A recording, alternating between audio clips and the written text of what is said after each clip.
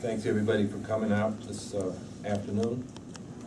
I'm going to have some people speak in a few minutes who are from Democrats who are supporting my campaign as the Green candidate for governor.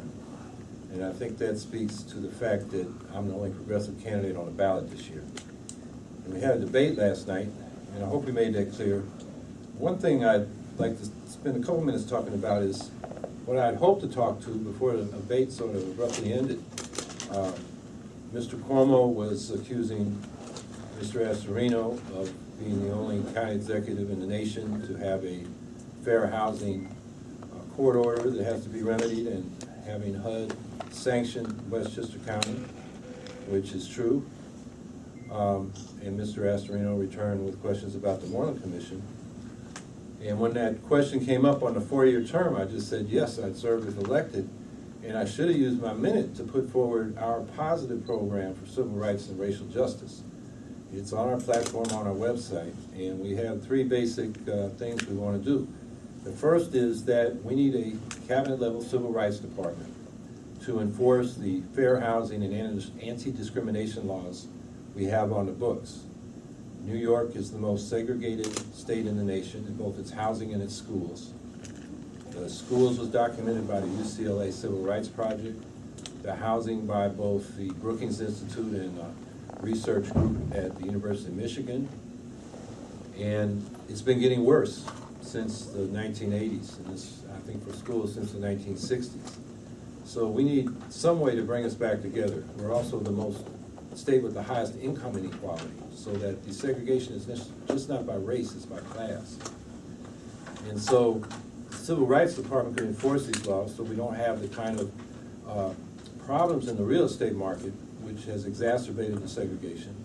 And I think it's common knowledge, and fair housing councils around the state often find this out, that there is discrimination, and that realtors often, when a neighborhood is quote-unquote changing, will go to the white homeowners and say, you better sell now and sell while you can, and they get a low price. And then they sell those people high-priced housing in the exurbs, and then they bring in the Black and Latino people who start to move into the neighborhood and sell that house they bought at a low price at a high price. And all that's illegal, but it goes on. So that's one way we can begin to slow down the segregation. The second thing is we would like to see a new public housing program. Unlike the old public housing that was big projects, high rises, concentrated in the ghettos and barrios, which increased segregation. We want scattered site, humanly scaled, mixed income developments that are also green, that produce more energy than they use through solar and wind applications and ground source heat pumps, and also sequester carbon with the building materials. So this would be a jobs program, an affordable housing program, an energy program, as well as a program for desegregation. And I think we can do this. When there was some effort in the state government in the late 60s and early 70s, there was resistance from whites, pretty much centered on Yonkers, where both Urban Development Corporation had multiple missions. They had to build affordable housing. They were supposed to desegregate. They got resistance, so they decided they'd just build the housing. And then the school district there was controversial in trying to desegregate, and actually the legislature started removing regents who were for desegregation. I think we're in a different time now. I think you look at the public opinion polls, the racial tolerance is greater. The people who are concerned about different kind of folks moving into the neighborhood are more concerned that the problems of poverty might be coming into their neighborhoods. You know, I think most white folks would be happy to have Barack Obama and Eric Holder in their neighborhood, but they don't want the problems of poor communities. So I think if we built this kind of public housing, it would build upon itself, and people be reassured that these projects would be an asset to any community. And then the third thing we need to do is redress the great racial disparities in our criminal justice system. You know, I used the example last night in the debate of marijuana and drug offenders in prison. The usage is the same across ethnic groups, but by the time you get through the heavy-handed policing in poor communities of color, the higher arrest records, the lack of public defenders, and so forth, you end up with 94% of the nonviolent drug offenders in prison, in state prison, being Black or Latino. and that has to be redressed. And we have a whole set of reforms that we propose in our criminal justice section, including a state public defender system. We just had a court order to redress that in 5 or 6 counties, including my county of Onondaga. And I've seen that in the courts there. You just don't get defended. The only time you see a lawyer is in court if you're lucky. I know a case of a kid that was told he refused to sign a piece of paper that was basically an order of protection, and he'd never seen the paper. And the lawyer wasn't there, and the judge basically accused him of lying. He had no defense, and it didn't end good for him. So that's one thing. We need to ban the box.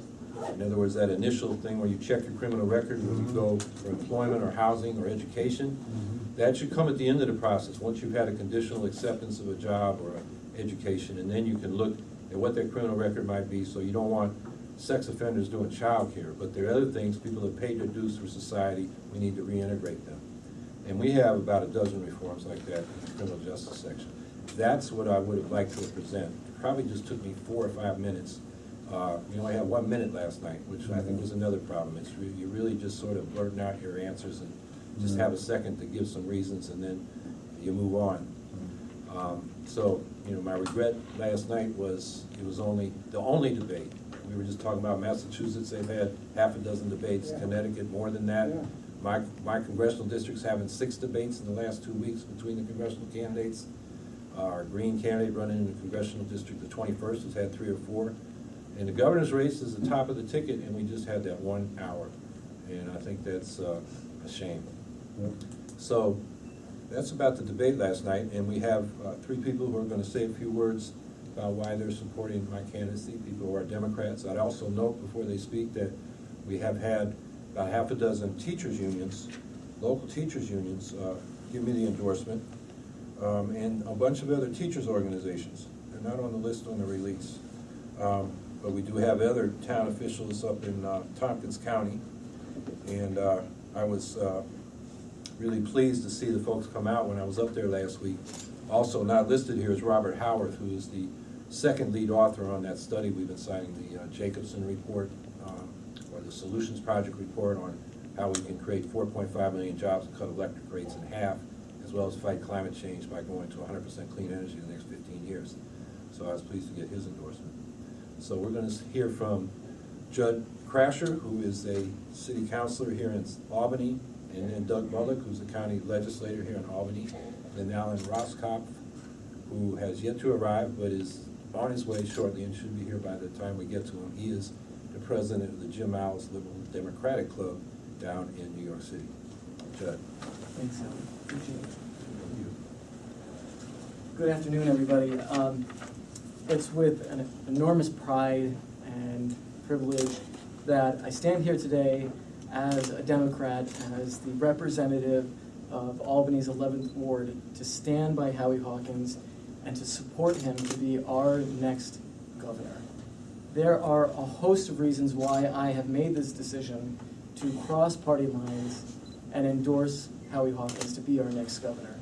The debate last night really solidified things, but I'm going to take a step back. Let's take a step back to the Democratic primary. I was a strong and vocal supporter of Zephyr Teachout. And as we all know, Zephyr Teachout was unsuccessful in the primary. And I had a decision to make as a Democrat, but more importantly, as somebody who cares deeply about my community, my city, my state, as far as who I was going to support next for governor. And I could have towed the Democratic line and supported Andrew Cuomo, but I realized that there was only one true progressive remaining on the ballot in November, and that's Howie Hawkins. Howie is a man of the people. He's a man of the people who understands that there is enormous change that we need here in New York State. Long-awaited, much-needed change, progressive change in New York State.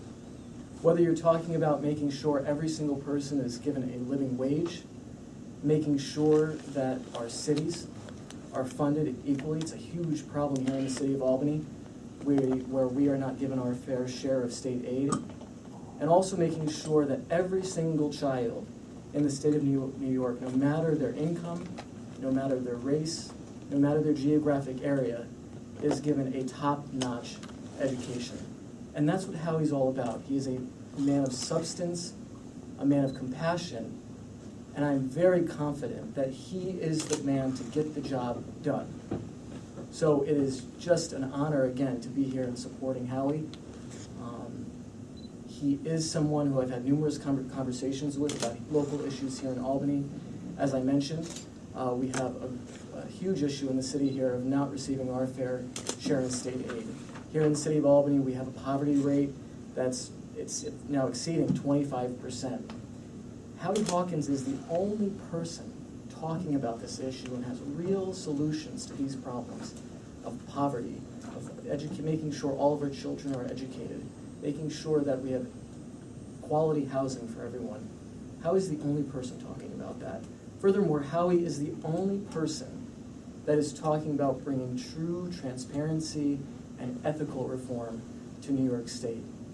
You know, I talk to a lot of my constituents on a daily basis, and we all hear it, not just as elected officials, we hear it as citizens, we hear it as advocates. People are really frustrated with the political process, especially here in New York, whether it's at a local level, state level, or national level. And what we've seen with the Moreland Commission and other issues, ethics issues that we've seen in the state legislature and in the governor's office fuels that cynicism that people have towards their government, and that's a real shame. Howie is a breath of fresh air. He is someone that understands that in order to engage people in their government, people need to have faith in their government. And Howie is someone that's going to restore that faith in our government. So again, I'm so happy to be here to support him. Whatever I can do to put you over the top on Election Day, I'm here for you, Howie. And I look forward to congratulating you after Election Day as Governor Hawkins. So thanks, everybody. I appreciate it. Thank you. Yeah. Thanks, Howie.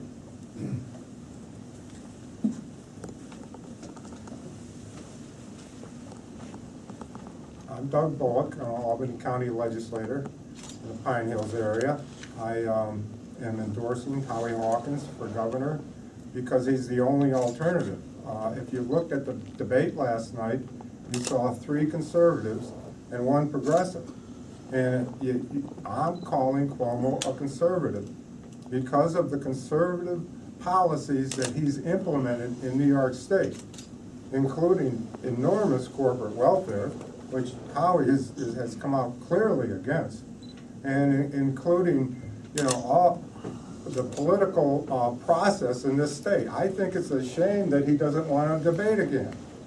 People should be outraged. I don't know why anybody else but me is outraged. I'm outraged that we have 1 debate for governor.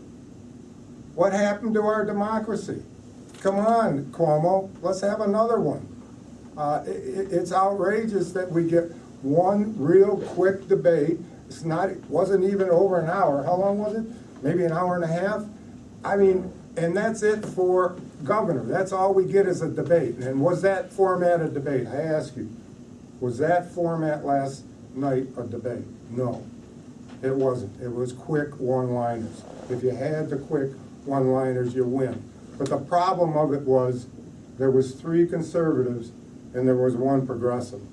And that's really important to recognize. It's also important to recognize that Howie Hawkins is really the only opposition to Cuomo in this race.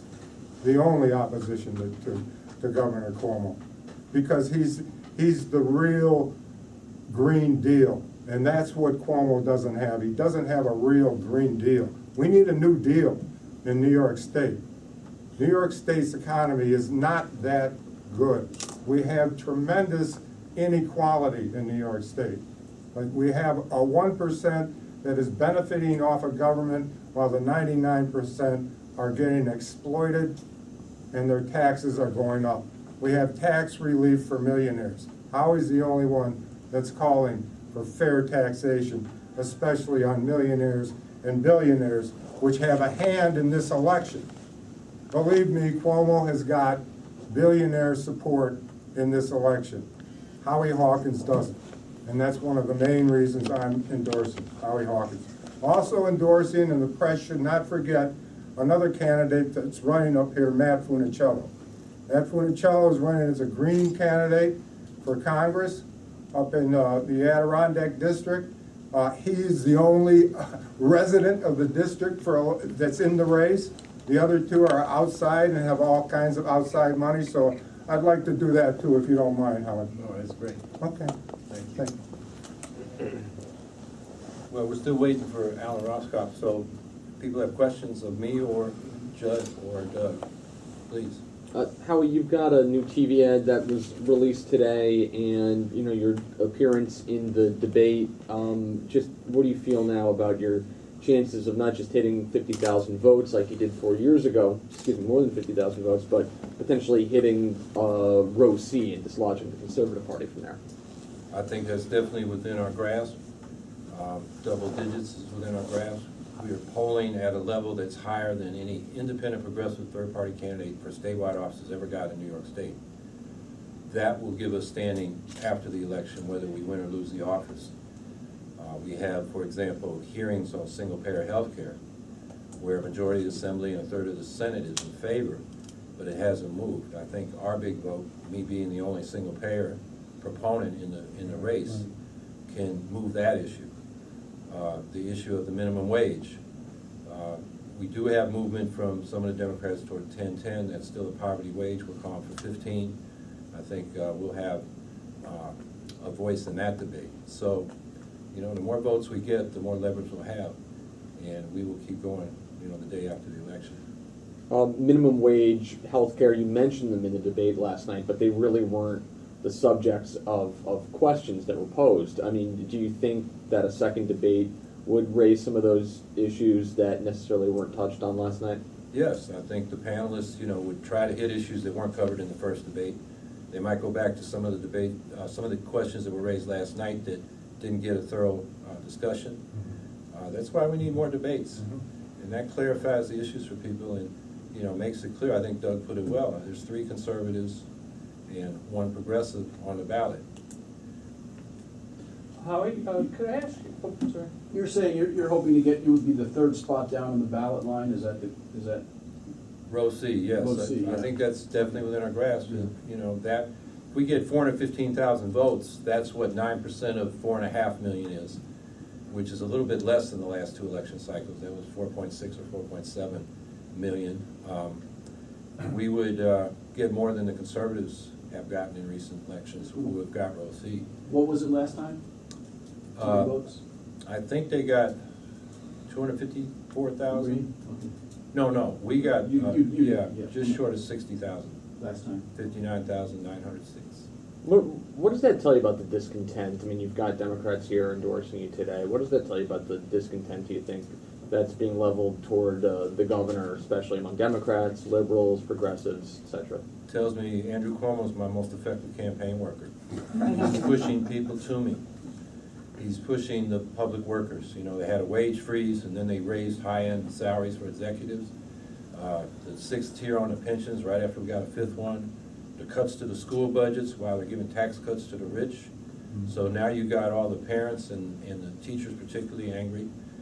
Common Core was rolled out real bad, and although Cuomo tried to absolve himself of responsibility for that last night, I don't think the voters are buying that.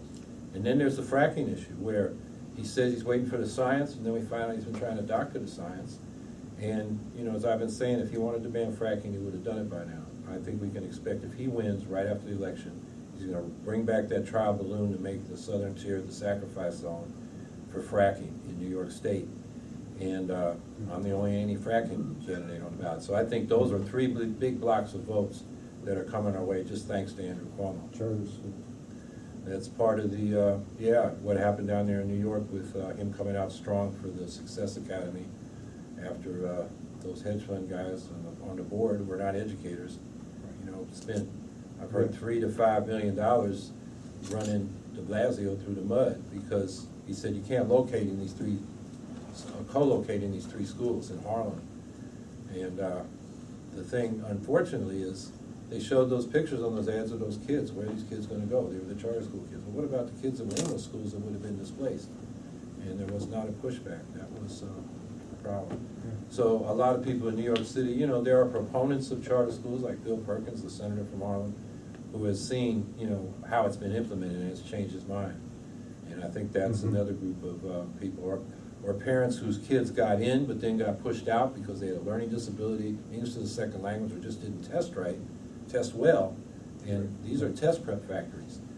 And, you know, one of the things I would have liked to point out, if we got into it, because Cuomo's very close to that charter school group, the Success Academy Charter School just graduated their first class. And now one of those students who scored well on the Common Core line test got themselves into one of the 8 academic schools you have to test into, high schools in New York City. My question was, how much have you spent, or do you think you're gonna spend in total on the campaign? Let's see, as of 32 days ago, we spent, I guess, around 90,000 and it raised 125,000. And just off the top of my head guess, because I haven't seen the numbers, is we're probably at 150, and we probably spent 120. I mean, we seem to be keeping about a cash balance of 30,000, which we're going to try to blow in the last 2 weeks, you know, on ads in particular. You know, we got to cover our staff and keep the literature flowing, but that's the thing I'm going to try to do. Well, the reason I ask is because this has been a really quiet campaign for Attorney General and for Comptroller and for Governor to a certain extent. The challengers have no money compared to the incumbents. Could you talk a little bit about that? Well, that speaks to why we need public campaign financing. Doug mentioned that millionaires and billionaires are backing Andrew Cuomo. We had this report from Bill Mahoney at NIPER, I guess it was last week, 331 individuals gave Cuomo $22 million, contributors over 40,000.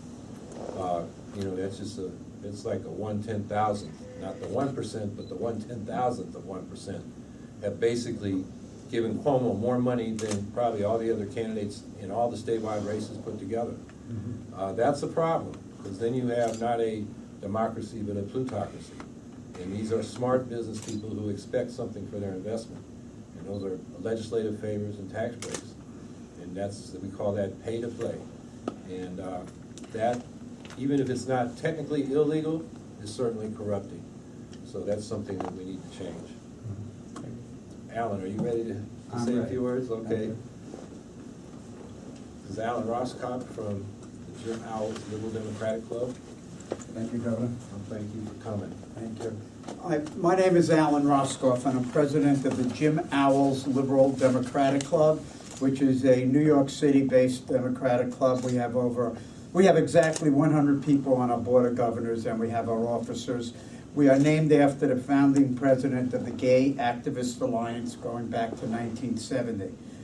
And we of course endorsed Howie Hawkins for governor, as have several other Democratic clubs in New York. I understand last night Downtown Independent Democrats for the first time endorsed a non-Democrat, as has the Village Independent Democrats, Prospect Heights Democratic Club, and I believe there will be a few more within the next week.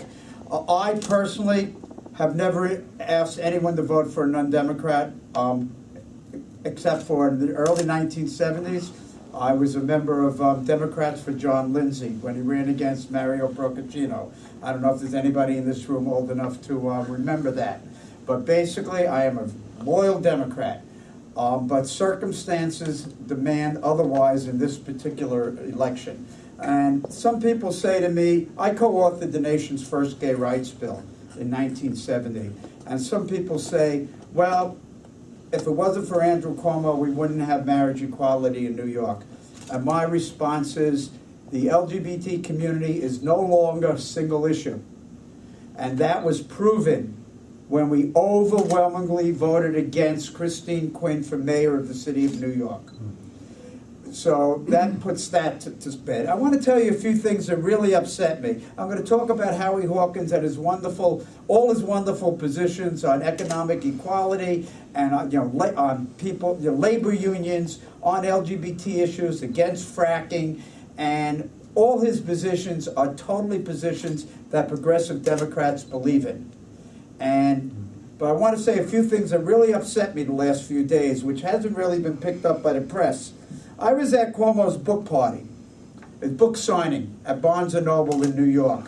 And there were maybe 50, 60, 70 people who got there about 4 o'clock and waited for 2 or 3 hours until they were able to approach him, to talk to him, get him to sign the book, and to talk to him about issues that are near and dear to our heart, such as economic issues, fracking, and clemency.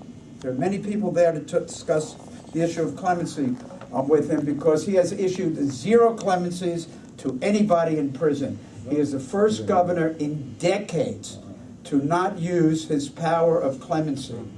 Ronald Reagan did about over 500, I believe, when he was governor of California, and Hugh Carey did 175. Mario Cuomo did about, I believe it was 38 clemencies. This governor is so interested only in himself that he may take pictures with his 3 daughters and his partner and talk about love. But he doesn't have love for the women who are behind bars unjustly, who have been there way too long, who have been sentenced in the 80s when there was a throw-the-book mentality of people who committed crimes. When I was at the book signing, about 50 people got in front of us, the VIPs. And who are those VIPs? Those VIPs were lobbyists, realtors, developers, and people who have made large contributions to Andrew Cuomo. And that is the way he runs the government. The 1%, those with the inside track, they got there 15 minutes before he was ready to sign. They went right up front, and they got free books. And the people who came there to discuss the issues, the ordinary people, we had to wait 3 or 4 hours, and we bought our own books. And his campaign doesn't even understand that they did something wrong by again having the 2-tier system, the 1% and everybody else. And that is how this government is run. I want to say a few words about the women's equality line ticket. It is a farce. It is being put together simply because he wants to destroy the Working Families Party. The rank and file of the Working Families Party wanted to endorse Zephyr Teachout in the primary. However, those with a vested interest in pleasing Andrew Cuomo forced the endorsement of Andrew Cuomo. So what happens?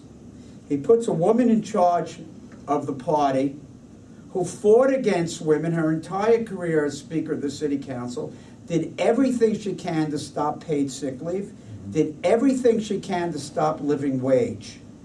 Having her head a woman's equality ticket is like having Margaret Thatcher campaigning on England for the mine workers. It is a joke. So many people that I know who would have considered going with Andrew Cuomo when they see Christine Quinn being put into this position have endorsed and are working for Howie Hawkins. I just wanted to say that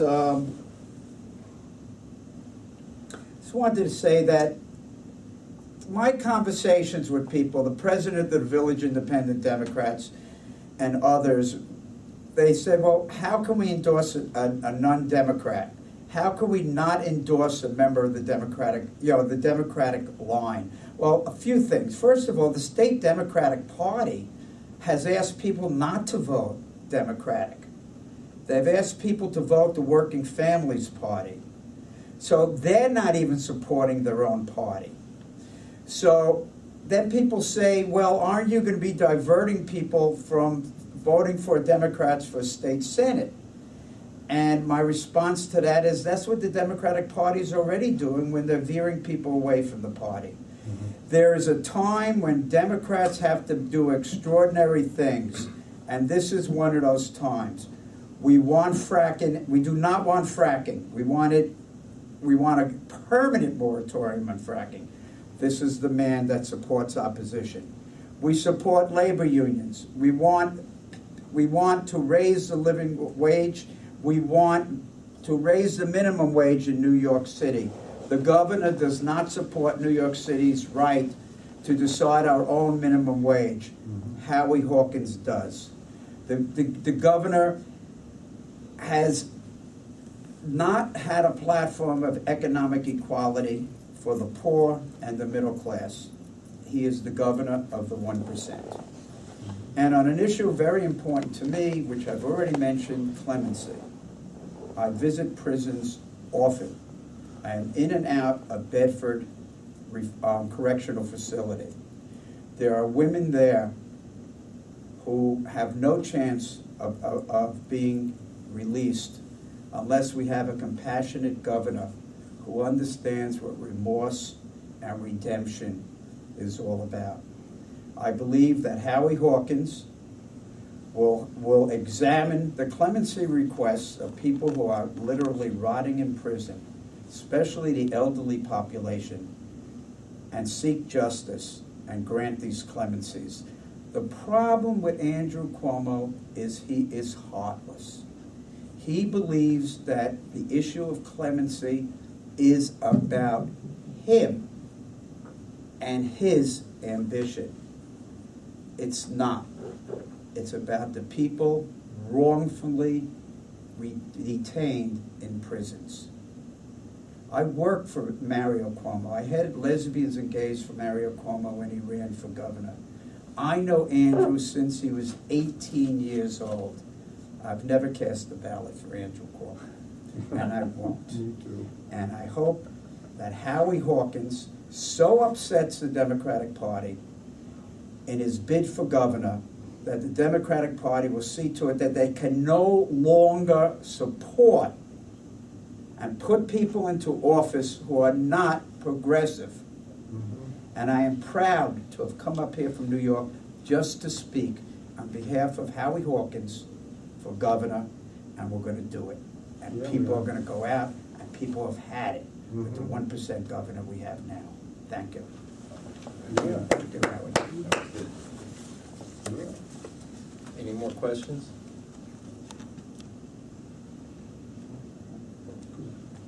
Okay, well, thanks for coming. And I'll be around if you have more questions, so will the other fellows.